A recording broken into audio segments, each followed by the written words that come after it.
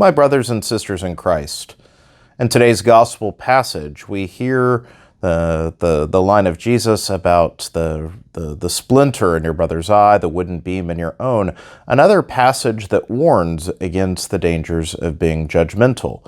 In yesterday's gospel, we heard, don't judge, lest ye be judged. The measure with which you judged is that by which you will be judged. And so there's this constant warning against judgment.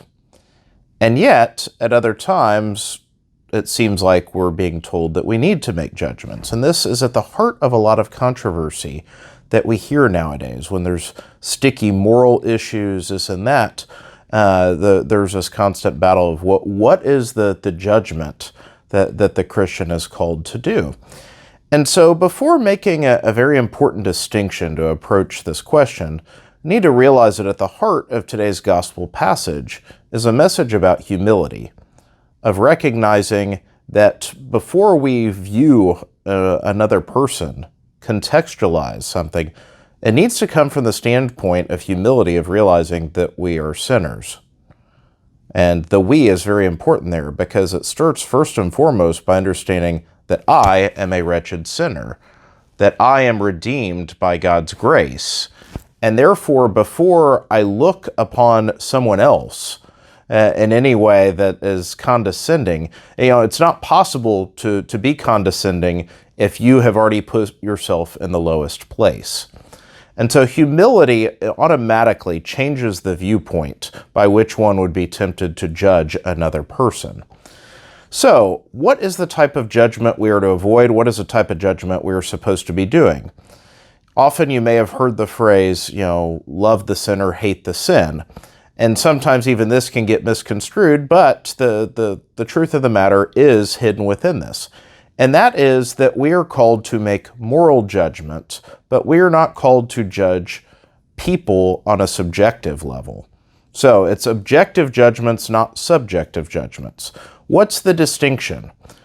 We can speak of right and wrong. We can talk about things that are wrong to do. And so we can look at a sin. Let's say we say it's a sin to take someone's life. Okay, again, immediately we say, well, what were the grounds? Could there be times it's okay to take someone's life? But let's just say, taking someone's life versus the person who has taken the life of another. And so we can morally evaluate the taking of a life. And we can sit there and decide, okay, it's wrong to take a life, but maybe it was self-defense. So maybe we say the intentional taking of innocent human life is wrong. That's an objective moral judgment. We say it's never okay to intentionally take innocent human life. Okay, so now we have the person over here who has killed someone.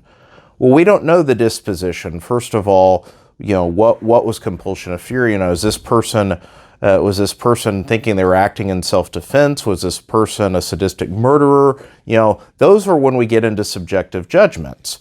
And of course, the law has to make those judgments at time. But when we look upon another person, we always are making a presumption about them. And God alone knows the heart of the person. This is why we are not called to make subjective judgments. But we must make objective judgments. We must judge actions. We must judge and say, that's okay, that's not okay. That is the very gospel that we've been given.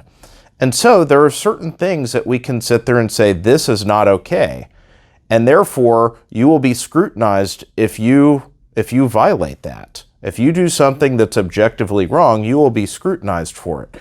And yet it's a jump for me to say something bad, judging the character of the person who has done it. Now, does that mean that judgment would be right or wrong? No. The person may be a bad, a poor character. This person, going back to our example, might be a murderer, or it could be someone that was scared and made a mistake. One of those is true, but that is God's judgment ultimately to know. I cannot know the heart of the person. And so, we are called to judge. We are called to make moral judgments. However, We are to judge actions and not people. And so when we presume to know the hearts of other people and look upon them in any way that is condescending, we have lost sight of the fact that we ourselves are sinners, that are dependent on God's mercy and grace alone.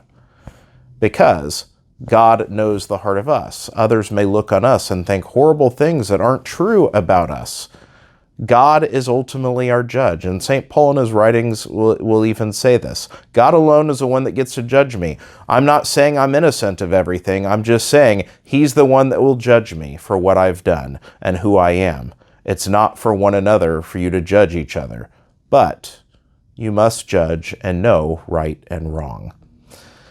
Therefore, my brothers and sisters, these are tough topics, but one that always we can start safely with humility.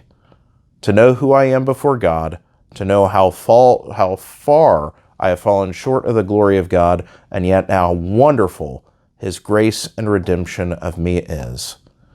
From that standpoint, we will always be better equipped to deal with one another in charity. May God bless you all.